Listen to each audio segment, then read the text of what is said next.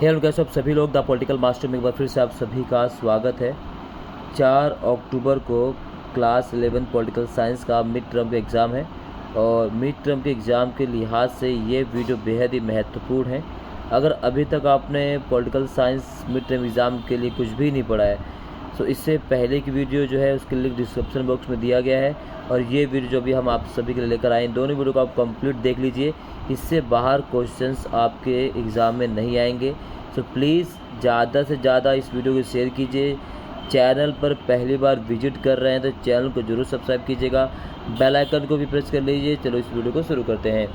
तो ये mid term का एग्ज़ाम जो है आपका जो है 80 नंबर का आने वाला और इसके लिए आपको समय दिया जाएगा 3 घंटे का।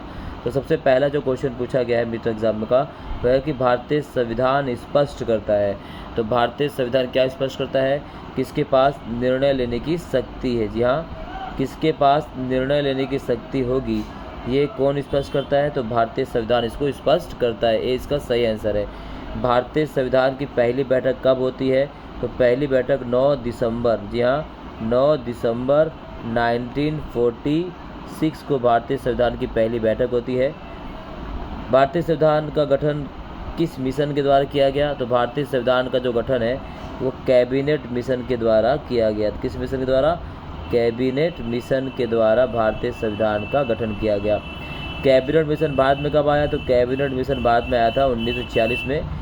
ठीक है, 24 मार्च 1946 को कैबिनेट मिशन भारत में आया और जुलाई 1946 में कैबिनेट मिशन के द्वारा चुनाव किया गया, जिसमें भारतीय संविधान सभा के लिए 389 सदस्यों का चुनाव किया गया। 389 सदस्यों का चुनाव, और ये जो 389 सदस्य चुने गए थे, ये इसमें से हर एक जो सदस्य था वो 10 लाख लोगों का प्रतिनिधित्व करता था। इसी प्रकार से आपसे पूछा जा सकता है कि भारतीय संविधान के प्रारूप समिति के अध्यक्ष कौन है? तो प्रारूप समिति का अध्यक्ष है डॉक्टर B.R. अम्बेडकर। जी हाँ, डॉक्टर B.R. अम्बेडकर। संविधान सभा के अध्यक्ष कौन है? तो वह है डॉक्टर राजेंद्र प्रसाद। कौन है? डॉक्टर राजेंद्र प्रसाद। ठीक है, इसी प्रकार से आपसे पूछा जा सकता है कि संविधान के सलाहकार कौन थे? संवैधानिक सलाहकार कौन थे? तो संवैधानिक सलाहकार थे V.N. राव। कौन थे? V.N. राव जो थे वो संविधान के सलाहकार थे। इस तरह से सवाल आपसे पूछा जा सकता है। उद्देश्य प्रस्ताव कब पेश किया गया? तो उद्देश्य प्रस्ताव पेश किया गया था, बताइए। तो उद्देश्य प्रस्ताव पेश किया गया था 13 दिसंबर 1946 को और इसे सर्वसम्मति से पास कर दिया गया 22 जनवरी। जी हाँ, 22 जनवरी 1947 को इसे सर्वसम्मति से पास कर दिया गया। इसी प्रकार से अगर हम क्वेश्चन पूछा जा सकता है कि भारतीय संविधान सभा पर कितने लोगों ने हस्ताक्षर किए? 284 लोगों ने। संविधान सभा की आखिरी बैठक कब होती है? 24 जनवरी 1950 को होती है। संविधान बनकर कब तैयार हुआ? 26 नवंबर 1949 को। लागू कब किया गया? 26 जनवरी 1950 को। इस तरह से आपसे सवाल पूछे जा सकते हैं। अगला क्वेश्चन है, विभिन्न देशों के संविधानों से लिए गए प्रावधानों का सही से मिलान कीजिए। तो भारतीय संविधान को कहा जाता है कि भारतीय संविधान जो है विभिन्न देशों से लिया गया संविधान है, इसे कुछ भी कहा जाता है। तो इसमें से आपको बताना है कि किस जो संविधान के जो तत्व हैं हमने कहाँ से लिए हैं। कानून निर्माण की विधि कहाँ से ली गई है? तो कानून निर्माण की विधि, मौलिक अधिकार। तो कानून निर्माण की विधि सबसे पहले बात करते हैं मौलिक अधिकार। तो मौलिक अधिकार किस ली गई है? अमेरिका का संविधान। दुनिया का सबसे पहला संविधान अमेरिका का था जहाँ मौलिक अधिकारों को लिया गया था। कानून निर्माण की विधि ब्रिटिश के संविधान से। संघात्मक शासन व्यवस्था कहाँ से लिया गया है? कनाडा के संविधान से। बंधुत्व का सिद्धांत कहाँ से लिया गया? फ्रांस के संविधान से। इसी प्रकार से अगर आपसे पूछेगा DPSP मीन्स राज्य के नीति निर्देशक तत्व कहाँ से जो लिया गया? आयरलैंड से लिया गया। इसी प्रकार से मौलिक कर्तव्य कहाँ से लिया गया? तो मौलिक कर्तव्य रूस से लिया गया है। इसी प्रकार से समवर्ती सूची कहाँ से ली गई है? तो ऑस्ट्रेलिया से। अवशिष्ट शक्तियाँ कहाँ से ली गई है? कनाडा से। इस प्रकार से संसदीय शासन प्रणाली कहाँ से लिया गया है? तो ब्रिटेन से। ठीक है, संविधान में संशोधन की प्रक्रिया कहाँ से ली गई है? तो दक्षिण अफ्रीका के संविधान से। इसी प्रकार से यहाँ सवाल पूछा जाता है, शांति का संविधान किस देश के संविधान को कहा जाता है? तो जापान के संविधान को शांति का संविधान कहा जाता है। दुनिया के किस संविधान में सबसे ज़्यादा नागरिकों को अधिकार दिए गए? तो वह है दक्षिण अफ्रीका का संविधान। क्लियर। इंग्लैंड के पास एक भी दस्तावेज नहीं है जिसे क्या कहा जा सकता है? तो इंग्लैंड के पास ऐसा एक भी दस्तावेज नहीं है जिसे क्या कहा जाता है, संविधान के स्रोत या संविधान कहा जा सकता है। ठीक है, कोई दस्तावेज नहीं है।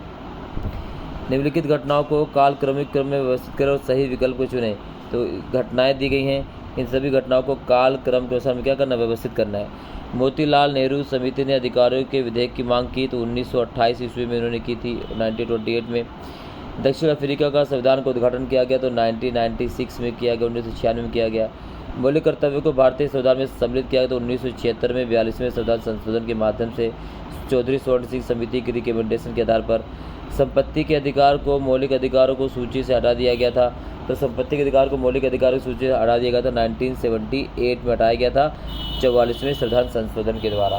तो इसे घटना के सबसे पहले घटना कौन सी घटी थी, तो 1928, फिर 1976, फिर 1978, फिर 1996। इस तरह से सवाल पूछा जा सकता है, आपसे चीज़ें पता होनी चाहिए। इसी प्रकार से ये इंग्लिश मीडियम वाले बच्चों के लिए भी इस प्रकार से जो है क्वेश्चन पूछे गए हैं, सेम वही क्वेश्चन है।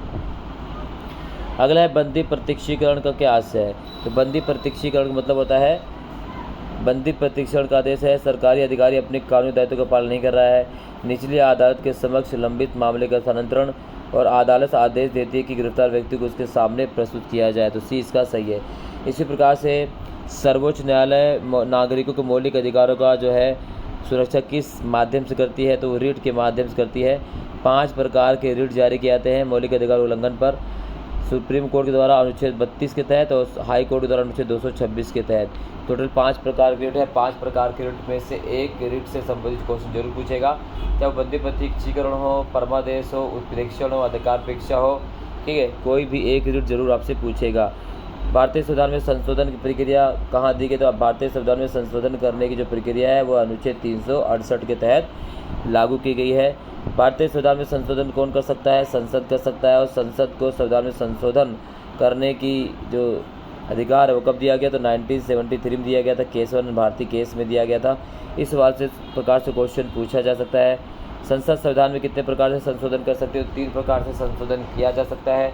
पहला है साधारण बहुमत से संशोधन, दूसरा है साधारण प्लस विशेष बहुमत से संशोधन, और तीसरा है विशेष बहुमत से संशोधन। इस प्रकार से जो है आपसे सवाल पूछे जा सकते हैं।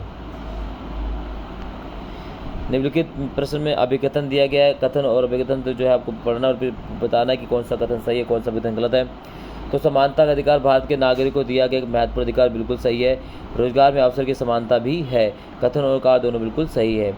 मुख्य चुनाव आयुक्त की नियुक्ति कितने कार्यकाल के लिए की जाती है, तो मुख्य चुनाव आयुक्त की नियुक्ति जो है 6 वर्ष या 65 वर्ष का जो भी पहले उसके आधार पर की जाती है।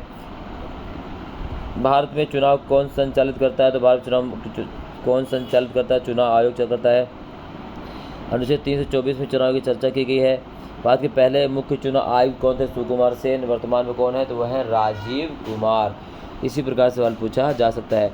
चुनाव आयोग के कार्य क्या है, ये 6 नंबर में सवाल पूछा जा सकता है। और भारतीय चुनाव में कौन कौन से सुधार किए जा सकते हैं, इस प्रकार से सवाल भी आपसे पूछे जा सकते हैं।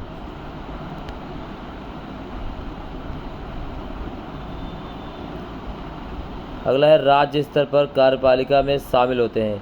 तो राज्य स्तर पर कार्यपालिका में शामिल होते हैं, पहला राष्ट्रपति, प्रधानमंत्री और मंत्रिपरिषद। तो राज्य स्तर की बात कर रहा है, तो राज्य स्तर पर कौन कौन शामिल होते हैं, तो राज्य स्तर पर राज्यपाल, मुख्यमंत्री और मंत्रिपरिषद जो है राज्य स्तर पर कार्यपालिका पर जो है शामिल होते हैं। केंद्र स्तर पर पूछा जाए तो वह राष्ट्रपति, प्रधानमंत्री और मंत्रिपरिषद। 1989 के बाद भारतीय राजनीति में कार्यपालिका किससे प्रभावित थी, तो वह है बहुदलीय गठबंधन से प्रभावित थी 1989 के बाद। अध्यक्षात्मक शासन प्रणाली में राष्ट्रपति ही किसका मुखिया होता है, तो अध्यक्षात्मक शासन प्रणाली में राष्ट्रपति ही देश का मुखिया है। यानी देश के मुखिया के साथ अध्यक्षात्मक शासन प्रणाली में राष्ट्रपति देश के मुखिया के साथ साथ सरकार का भी मुखिया होता है। तो सी इसका सही आंसर है, सी। संसदीय शासन प्रणाली में जो है देश का मुखिया होता है राष्ट्रपति और सरकार का प्रमुख होता है प्रधानमंत्री। राष्ट्रपति नाम मात्र का होता है, प्रधानमंत्री वास्तविक होता है संसदीय शासन प्रणाली की बात करें तो। भारत में अपील की सर्वोच्च अदालत कौन सी है, तो भारत में अपील की सर्वोच्च अदालत है वो है सुप्रीम कोर्ट, सर्वोच्च न्यायालय। इस प्रकार से क्वेश्चन पूछा जाए कि भारतीय संविधान में सर्वोच्च न्यायालय की स्वतंत्रता को बनाए रखने के लिए कौन कौन से कार्य किए गए हैं, या भारतीय न्यायालय में या भारतीय संविधान के तहत न्यायपालिका की स्वतंत्रता क्यों जरूरी है। इस प्रकार से सवाल आपसे पूछे जा सकते हैं 6 नंबर में, 5 नंबर में, 4 नंबर में। राज्य के नीति निर्देशक सिद्धांतों में दी गई किन्हीं 2 नीतियों का वर्णन कीजिए। तो राज्य के नीति निर्देशक सिद्धांत जो है भारतीय संविधान के भाग 4 में दिए गए हैं। अनुच्छेद 36 से लेकर 51 तक इसका वर्णन किया गया है। राज्य के नीति निर्देशक सिद्धांतों 2 तत्वों का आपको इसमें वर्णन कर देना है। लोकसभा का चुनाव में खड़े होने के लिए उम्मीदवार के लिए क्या आवश्यक होनी चाहिए, तो वह भारत का नागरिक होना चाहिए और उसकी उम्र 25 वर्ष से होनी चाहिए। इस प्रकार से सर्वाधिक वोट से जीत की प्रणाली के किन्हीं 2 लाभों को बताइए। इसमें सभी को समाहित किया जाता है और आम मतदाताओं को समझाने में काफ़ी आसान होती है। सार्वभौमिक वयस्क मताधिकार क्या है कि भारत के प्रत्येक नागरिक जिसकी उम्र 18 वर्ष या उससे अधिक है उसे मत देने का अधिकार है। इसे यूनिवर्सल फ्रेंचाइजिस या अडल्ट फ्रेंचाइजिस के नाम से जानते हैं और यही सार्वभौमिक वयस्क मताधिकार है। सार्वभौमिक वयस्क मताधिकार भारत में पहले उम्र कितनी थी, 21 वर्ष थी, जिसे 1989 में घटाकर 18 वर्ष कर दिया गया। ठीक है, इस प्रकार से क्वेश्चन पूछा 61वें संविधान संशोधन के द्वारा। 61वें संविधान संशोधन के द्वारा मंत्रिपरिषद की सामूहिक उत्तरदायित्व से आप क्या समझते हैं? तो मंत्रिपरिषद के जो सामूहिक उत्तरदायित्व है उसे आप क्या समझते हैं? आपको पता है कि मंत्रिपरिषद जो है हमारे पास जो है वो सामूहिक उत्तरदायित्व के सिद्धांतों पर आधारित है। यानी मंत्रिपरिषद का अगर कोई मंत्रिमंडल जो सदस्य जो है अगर इस्तीफा देता है तो सभी मंत्रिमंडल इस्तीफा का अपने आप माना जाएगा। अविश्वास प्रस्ताव क्या है? ये कार्यपालिका को किस प्रकार नियंत्रित करती है? तो अविश्वास प्रस्ताव जो है विपक्ष के द्वारा जो है सत्ता पक्ष के विरुद्ध लाया जाता है और अविश्वास प्रस्ताव के दौरान अगर संसद में अविश्वास प्रस्ताव पास कर दिया जाता है तो सत्ता पक्ष को अपनी सरकार जो है तो वो अपने पद द्वारा तुरंत ही छोड़ना पड़ता और चुनाव कराना होता है। संविधान निर्माण के लिए गठित संविधान सभा की संरचना का वर्णन कीजिए। संविधान निर्माण के लिए गठित संविधान सभा की संरचना, इसमें आपको संविधान सभा की कैबिनेट मिशन के प्रस्ताव के माध्यम से कितने सदस्यों का चुनाव किया गया, कितने लाख लोगों का एक व्यक्ति जो है प्रतिनिधित्व करता था और कहाँ से जो है व्यक्ति चुने गए, सभी चीज़ों इस पर वर्णन करना आप सभी को। संविधान द्वारा मौलिक अधिकार और रक्षा किस प्रकार की जाती है? तो अनुच्छेद 32 जो है संवैधानिक उपचार अधिकार है और मौलिक अधिकार रक्षा करने के आर्टिकल 32 जो है उसके तहत सुप्रीम कोर्ट और हाई कोर्ट जो है मौलिक अधिकार की सुरक्षा करते हैं रिट के माध्यम से। ये पाँचों को आपके यहाँ पर एक्सप्लेन कर देना है। भारत में स्वतंत्र और निष्पक्ष चुनाव सुनिश्चित करने के लिए चुनाव आयोग का क्या मानदंड निर्धारित करता है? अथवा समानुपातिक प्रतिनिधित्व प्रणाली और सर्वाधिक वोट से जीत चुनाव की प्रणाली के बीच अंतर संक्षेप में लिखना है। संसद द्वारा कानून निर्माण की प्रमुख प्रक्रियाओं को लिखिए। अथवा लोकसभा और राज्यसभा से अधिक शक्तिशाली किस प्रकार है, इसका वर्णन करना है। लोकसभा राज्यसभा क्या है?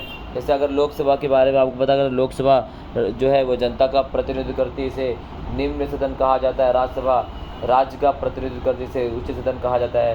राज्यसभा एक स्थायी सदन है जबकि लोकसभा अस्थायी सदन मतलब अस्थायी है। इस प्रकार से आपको इसका उसका कंप्लीट करके सदस्यों की संख्या कितनी, उसके सदस्यों की संख्या कितनी है, इस प्रकार से आपको इसका वर्णन करना है। अगला है सर्वोच्च न्यायालय का प्रमुख अधिकार क्षेत्र क्या, वर्णन कीजिए।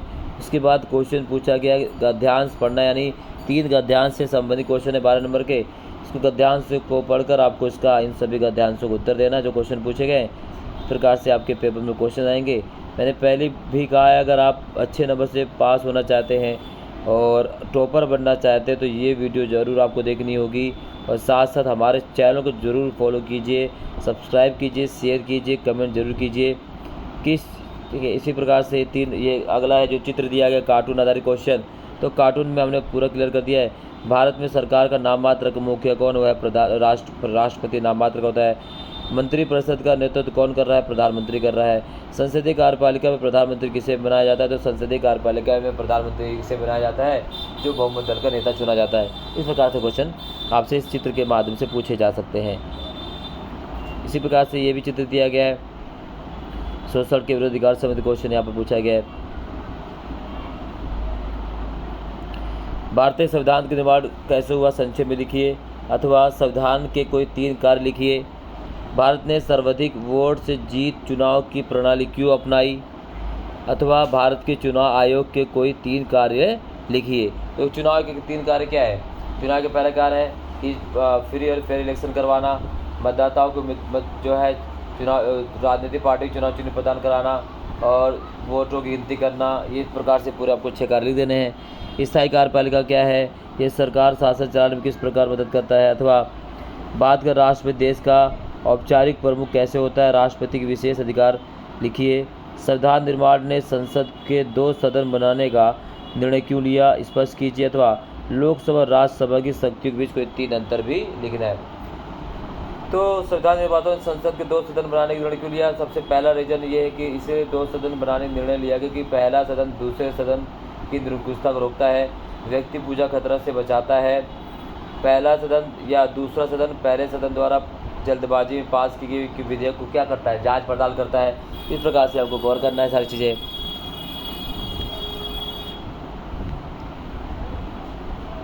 ठीक है, तो इस तरह से टोटल जो है आपसे क्वेश्चन पूछे गए हैं। इसी प्रकार मैप से भी क्वेश्चन पूछा जा सकता है। तो ये है आपका मिड टर्म का क्वेश्चन पेपर। इसी बेस पे जो है आप सभी से क्वेश्चन पूछे जाएंगे। आई होप ये वीडियो आपको पसंद आए। अगर पसंद आए तो लाइक शेयर कमेंट जरूर कीजिएगा। चैनल पर पहली बार विजिट कर रहे हैं तो चैनल को जरूर सब्सक्राइब कीजिए। बहुत बहुत धन्यवाद। जय हिंद।